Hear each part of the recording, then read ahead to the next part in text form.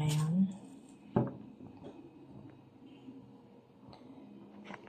Update ko na lang kayo mamaya mga ka-journey. At ito'y aking hihiwa-hiwain muna. Babalatan at hihiwain. Ito na yung kalabasa natin mga ka-journey. Then, may gata kami dito. And then, dahil wala kaming stock, ito lang ang aming stock. So, ito yung aming sasahog. Talo-talo na yan mga ka-journey. So, update namin kayo mamaya pag naluto na ang ating kalabasa.